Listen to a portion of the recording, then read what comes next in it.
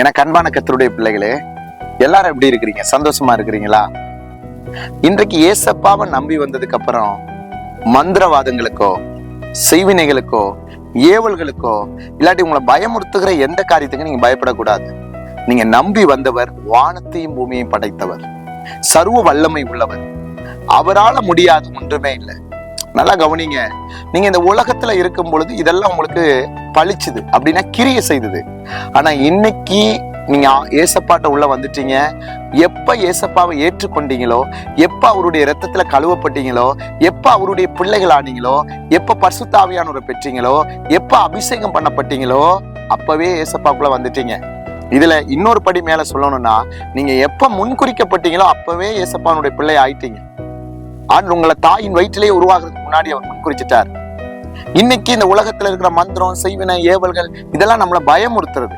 நீங்க அதை முழங்கால்ல முறியடிக்கிற பிள்ளையாய், ஜெபத்துல முறியடிக்கிற பிள்ளையாய், தேவ வசனத்தினால முறியடிக்கிற பிள்ளையாய், விசுவாசத்தோட அதை முன்னேறி செல்ற பிள்ளையாய் நீங்க மாறணும். அதுக்கு கிறிஸ்துவுக்குள்ள உங்க ஜீவன் என்ன செய்யணும்? அவரோட பிணைக்கப்படணும். ஏன்னா எரேமியாவுக்குள்ள இந்த தீர்க்கதரிசன புஸ்தகம் 10வது அதிகாரம் 6வது வசனம் சொல்லுது, கர்த்தாவே உமக்கு ஒப்பானவன் இல்லை, நீரே பெரியவர், உமது நாமம் வல்லமையில் பெரியது. ஜாதிகளின் ராஜாவே உமக்கு பயப்படாதிருப்பவன் யார்? தேவரீருக்கே பயப்பட வேண்டியது. ஜாதிகளுடைய எல்லா ஞானிகளிலும் அவர்களுடைய எல்லா ராஜ்யத்திலும் உமக்கு ஒப்பானவன் இல்லை. பாருங்க, உமக்கு ஒப்பானவன் இந்த பூமியிலையும் சரி, கீழே பாருங்க பாதாளத்திலையும் சரி, அவர் உருவாக்குன எந்த இடத்துலையும் அவர் தவிர வேற யாரும் இல்லை. அப்படிப்பட்ட ஏசப்பாவை நீங்க நம்பி வந்திருக்கும் பொழுது நீங்க சோர்ந்து போக கூடாது. நீங்க எப்பயும் என்ன செஞ்சிடக்கூடாது? பலவீனப்பட்டு போயிடக்கூடாது. இந்த மந்திரங்களையோ செய்வினைகளையோ ஏவல்களையோ பார்த்து நீங்க பலவீனப்பட்டு போயிடக்கூடாது. ஏன் தெரியுமா?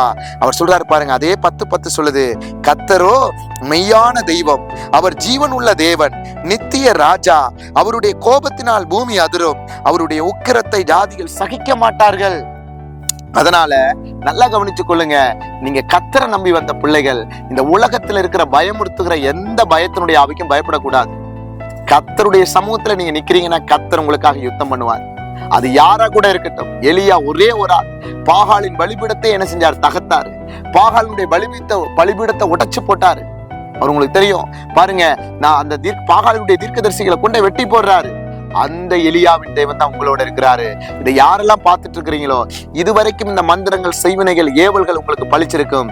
இந்த வார்த்தையை கேட்கிற இந்த நொடியில இருந்து ஏசப்பா உங்க கூட பாருங்க அனல் மூட்டி அத்தனை கட்டுகளையும் உடைக்க வல்லமை உள்ளவர். நீங்க சாட்சி சொல்ல போறீங்க.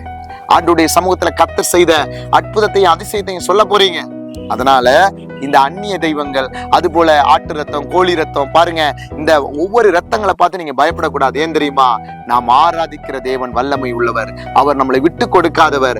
அவர் நமக்கு ஒண்ணுன்னா அவர் பாருங்க பரலோகத்துல இருந்து அவர் இறங்கி வந்து நமக்கு விரோதமா எழும்புகிறவர்களை, கர்த்தருக்காக நிற்கிறவனுக்கு சார்பாய் அவர் யுத்தம் பண்ணுகிறவர்.